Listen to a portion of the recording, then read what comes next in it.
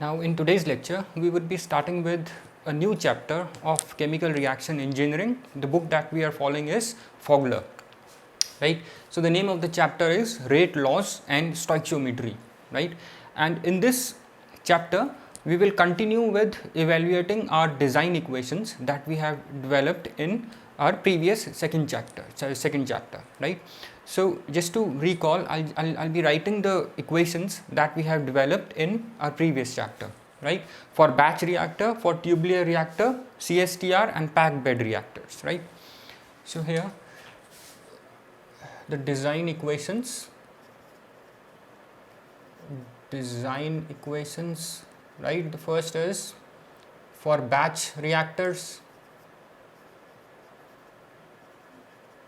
For batch reactors it was Na0 dx upon dt, it is equals to minus RAV, right? This is the differential form of the equation, and its integral form is, if you further solve it, you get dt is equals to Na0 dx upon minus RAV, right? This is the differential form of equation that we have derived in previous lecture, right? Now this is the differential form, as I said, and the integral form is, if you integrate both the sides of this equation, you get t is equals to Na0, right, for conversion 0 to x dx upon minus RAV, right? This is the integral form of equation for batch reactors. Now coming on to CSTR, we also call it as back mix. For CSTR the equation was V is equals to FA0 x divided by RA. RA always stands for rate of reaction and X stands for conversion, right? Now you have tubular reactor, right? For tubular reactors the equation was, it was FA0 dx upon dV is equals to minus RA, right? From here you can find the volume required, right? Volume required for specified amount of conversion, that is volume required to convert specified amount of reactants into products, right? Using the integral form of this equation, it would be, if you take this V here, just rearranging this equation and integrating, you get V is equals to FA0, which is a constant quantity, integral 0 to x, right, dx upon minus RA, right? For packed bed reactors, the equation was FA0. In packed bed reactors, if you remember, you have inside the tubular, it's a kind of a tubular reactor where you have a bed of catalyst, right? And that bed of catalyst offers its surface for the reaction, right? So instead of volume, since the reaction is taking place on that catalyst only, so what we are taking is the weight of catalyst, right? So volume would be replaced by the weight of catalyst or the mass of catalyst, right? So we would be taking, instead of volume, we will take the mass of catalyst minus RA, right? Because the reaction that is happening is on the surface of catalyst, right, which is contained in this in the volume of the reactor, right? And we know that catalyst offers its surface for the reaction to take place. So here it would be mass of catalyst required to bring the specified amount of conversion 0 to x, right, dx upon minus RA. So just notice these three equations, right? Now in this video lecture or in this chapter, what we would be doing is, since if you look at these equations, right, and this one is, we are calculating time, right, required to bring about specified amount of conversion, that is time required to convert specified amount of product reactants into products in your batch reactor, right. And we know that more is the time, if we leave the reactants for longer period of time in batch reactors, we have high amount of conversions, right. That is one of the advantages of your batch reactors. Now if you look at all these equations, here you have, this is your rate of reaction, X stands for conversion and V stands for volume of the reactor, right. So here in using these design equations, what we basically do is we calculate the design of the reactor, right, that is used to bring the specified amount of conversion, right.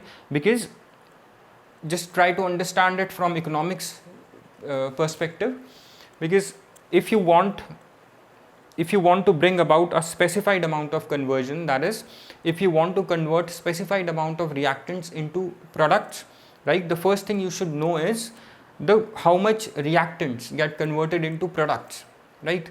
So based on that reaction outcome, right, which is your products, you can decide the size of the reactor, right. That's what we are basically dealing with. We need to design our reactor, right, using the techniques of chemical kinetics, right, and your mathematics that we are using here.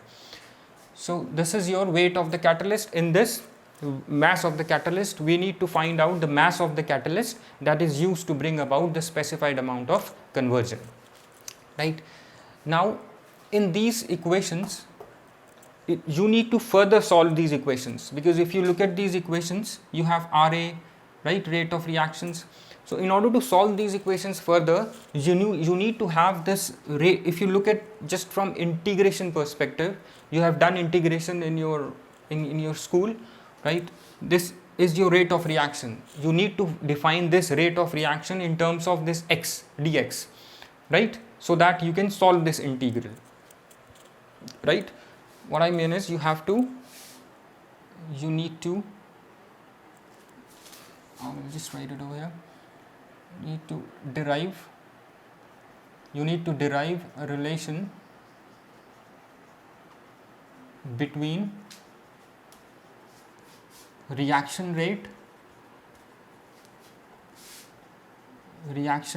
and conversion, right. You have to derive relation between reaction rate and conversion x, that is you have to write down rate of reaction in terms of x, so that you can solve this integral, right, and you can further evaluate your design equations, right. So since what we are trying to find is, we are trying to find this relation, right, rate of reaction as a function of conversion, right, but this is generally not given directly, right. You have to derive these relations, and how you can derive it, how you can obtain. In this chapter, the basic idea is to find a relationship between rate of reaction and conversion, so that you can define rate of reaction in terms of x conversion, and you can solve this integral, right, or you can further evaluate your design equation, right. So in order to get a relationship between rate of reaction and conversion x, right, you do it using rate laws and stoichiometry, right. That is why the name of the chapter is rate laws and stoichiometry. So you would be using, let me just write it over here. You have R is equals to Fx, right. In order to do this, you need rate laws, right. And what is rate law? Rate law is relation between your rate of reaction and concentration of reacting species or concentration of product species, right.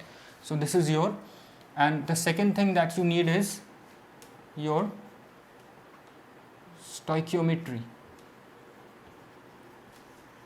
right. In order to get this stoichiometry, remember we have done one thing in chemical kinetics in school, defining the rate of reaction in terms of stoichiometric coefficient of reactants and products, right? I'll just show you that relation. Now rate law. In rate law, if you remember the law of mass action you have studied in school, as per the law of mass action, the rate of reaction is equals to K, right? A to the power of A, B to the power of B, right? For a general reaction, A, B gives you C and D, right? For this general reaction. Now, this is as per law of mass action. Law of mass action, right? Which is theoretical, right? This is theoretical. Now, rate law is always experimental, right? You have to determine it experimentally. When you say we are determining rate law experimentally, what we mean is that you are trying to find out how the rate of reaction depends on how many concentrations of A and how many concentrations of B, right? Here this rate law is written based on this chemical equation, right, where we have directly written that this represents concentration of A to the power of A, concentration of B to the power of B, right? I'm sorry, this should be small b, this.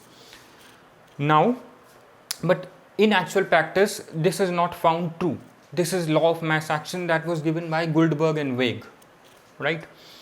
Now, rate law is when you determine rate law experimentally, right? And experimentally, it may be like this: R is equals to K reaction rate constant, right? A to the power of alpha, B to the power of beta, right? Where alpha may not be equal to A, right, and beta may not be equal to B, right? And what does this, in the rate law, what does this alpha plus beta denote? Alpha plus beta is your order of reaction. Order of reaction. You also call it as reaction order in some books. Reaction order, right? And if you look at this equation, this shows you the number of molecules taking part in chemical reactions, right? So what do you call it? What do you call it to the number of molecules that are taking part in chemical reaction? We call it as, to the number of molecules taking part in chemical reaction is your molecularity, right? Molecularity is number of molecules or ions taking part in chemical reaction. When we say that number of molecules or ions taking part in chemical reaction, we mean that the number of ions or molecules that are coming together, that are coming close together simultaneously, right, in order to collide, right? Or the number of molecules, the number of atoms or molecules that come close together, right, in order to collide and undergo a fruitful collision. When we say fruitful collision, the molecules that collide, right, that come simultaneously together should possess minimum energy, which is threshold energy, and this should have specific orientation, right? If you remember, there were two barriers as per collision theory. First was the energy barrier, right, that the molecules should possess minimum energy called as threshold energy, and if they do not have threshold energy, then we externally supply energy, which is your activation energy, that will activate them to react, right, by increasing their energy. And the second was orientation barrier, that the reactants that are colliding should be in specific orientation, then only they will undergo a fruitful collision, or else they will just collide and bounce back, right? So molecularity is important, right, and rate, and this represents your order of reaction, right, alpha plus beta. And this alpha and beta is not necessarily needs to be an integer. They can be in fractions, right? That is alpha or beta can take these values, half, 3 by half, these kind of values, right?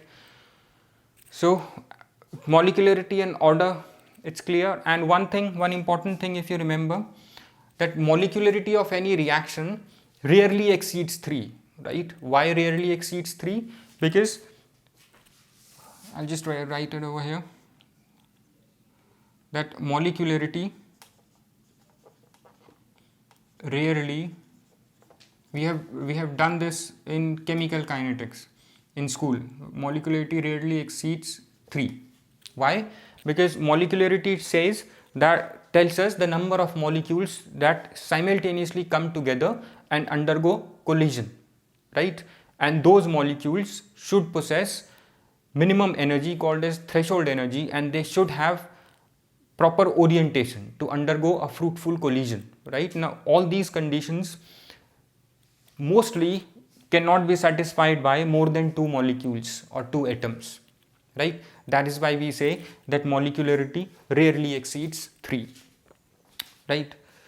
And the second important thing is that why you take this, why we take product of reactants, right? Why don't we take sum of reactants? Here, if you look at this, we are taking product of reactants, right? A and B.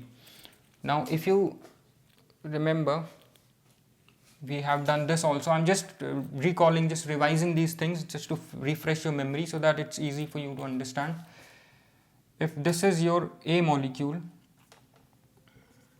this is molecule A and this is B, right? Now this may collide with this may collide with this, right? Collisions can happen because we have to make sure that A and B reacts to give you product AB, right? So why not sum, why product? The reason is, if you look at this, the possibility of reactions is A may collide with B, B may collide with A, so B may collide with A and A may collide with B, right? So this way it would be the product, it would be product, right? 1 into 2, like this. Similarly, if you have 2 molecules of A, right, or 2 atoms of A and 2 atoms of B, collisions can happen this way, right? These two can undergo collision, these two can undergo collision, these two can undergo collision. So total number of collisions would be, because rate of reaction, what it is representing is the collisions, right? Rate of reaction is number of molecules, or rate of reaction, this represents your collisions, right? The reaction, when we say the reaction is taking place, that means fruitful collisions are occurring, right? So here in this case, this is your, these are the number of collisions, right? So that is why product, not sum. Now let's come back to our main focus, right? How to develop these equations, or how to write down these equations in terms of molecularity. That is, how to write rate of reaction in terms of conversion, right? So using rate law,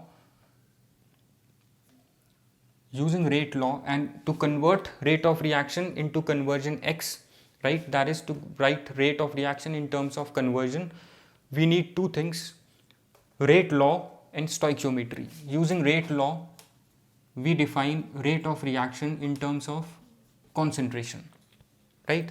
Once you get rate of reaction in terms of concentration, right, then what you will do is you will derive a relation between, then you write down concentration in terms of conversion, right? You will write down concentration in terms of conversion, right? This is how you need to reach at this relation between rate of reaction and conversion, right? First, in order to write rate of reaction in terms of rate of reaction in terms of this in terms of concentration. To write down rate of reaction in terms of concentration, what we do is we follow rate law, right? And once you have relation between rate of reaction and conversion, what you will do is you will write down concentration in terms of conversion, right? And if you remember, conversion is denoted by X, just remember this. In order to write down concentration in terms of conversion, what we will do is we will build a stoichiometric table, right? We will make a stoichiometric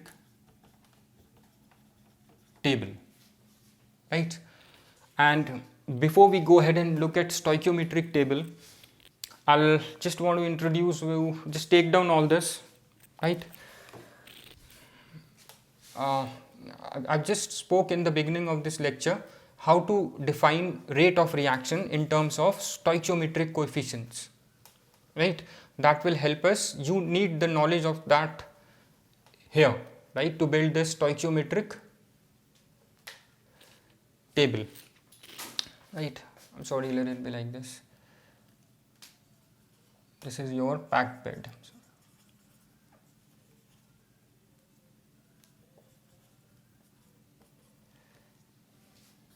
Right. So here what we would be doing is, if this is your general reaction, this gives you C, D and D, right? Now we would be rewriting this equation on basis of A, right? This reaction on basis of 1 mole of A, because we have to select one of the reactants in this equation, right, on the basis of which we can define other reactants and products, right? So here mostly in practical situation we select limiting reagent, right? Why limiting reagent? Because it finishes as the reaction proceeds, and you get to know that when the limiting reagent is finished, your reaction has completed, right? So we will divide this in order to define all the reactants and products in terms of reactant A, right? We will define all the reactants and products in terms of per mole of A, right? So we will divide this by A,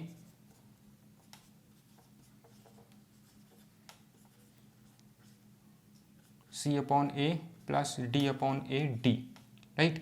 A, B, this small a, B, C, D are stoichiometric coefficients, right, of these reactants and products. So here, if you look at this, A mole, this is your, from A mole of A, from 1 mole of A, C by A moles of C is getting formed, right? So from 1 mole of A, you have C by A moles of C, right? So what you can write down here is that rate of formation of C, rate of formation of C is equals to C by A rate of disappearance of A, right? Rate of formation of C is equals to rate of disappearance of A, right? This is how you will write it down. So rate of formation of C is you will write it like this: RC is equals to C upon A, right? And here this is your minus RA, because R is disappearing, so minus. You have RC upon C is equals to minus RA upon A, right? Similarly, you can derive relationship between other reactants and products, say RC, and between C and D, if you just write down the same based on the same concept, you can write down RC upon C is equals to RD upon D, right? So how we can define it, right? This what we call this as writing down rate of reaction in terms of reactants and products, or writing down rate of reaction in terms of reaction coefficients, right, or stoichiometric coefficients. This is how we will write RA upon A is equals to minus RB upon B is equals to RC upon C is equals to RD upon D, right? Defining rate of reaction, or what we are doing is we are relating rate of reaction with one another, right, of this general reaction, right? We would be using this in building our stoichiometric table. So make sure you understand this concept, right, before we go ahead, right? So how we will build this, what general thing that we follow to build stoichiometric table, we would be building 4 columns, right? In one of the columns we would be writing the species, right, like A, B, C, D that we have right now, and in other column we will write down the initial number of moles. I'll just giving you a little hint. We'll be doing that in next video lecture for batch systems. We'll build the stoichiometric table. Right here we'll write the species. Here like we have A, B, C, D, right? These are the species for this reaction, right? And the initial concentration in moles, this would be in moles, say Na0, Nb0, right? Then if you fed in, we have to look this in terms of our reaction system, reactors. If you fed initial number of moles Na0 in a reactor, right, it will react inside the reactor, right? And when it will react, it will undergo a conversion, right? And if you remember, the formula for conversion is, it's say if Na0 you have initially fed, right, into the reactor, if Na0 moles you have initially fed into the reactor, out of this Na have reacted, right, then conversion is defined on per mole basis, right? So if you fed 1 mole, then Na upon Na0, right, Na upon Na0 will react, right? And this is your conversion. Conversion is nothing but your reaction, how much reactants are reacting and changing into products, right? So this is your conversion, right? So we have to bring conversion into picture. So initially is this much, right? And the third column would be, in stoichiometric table, the third column would be change, right? Third column would be change, and change represents conversion. If this much you have taken, right, initially, this is for 1 mole, right? This is conversion for 1 mole, right? So change is Na, right? Initially you have sent this much, right? So change would be Na0x, right? This is in moles, right? These number of moles have reacted, right? Minus sign because concentration of reactants is going down, right? That is why we put a minus sign, right? Then you have remaining. Remaining would be initially was this much, this much have reacted, right? So remaining would be Na0 minus Na0x, Na0x equal to Na01 minus x, right? So here what you have done is, this is the remaining concentration. So you have defined concentration now in terms of conversion x, right? And this is what we want to achieve. Now you can, after this you would be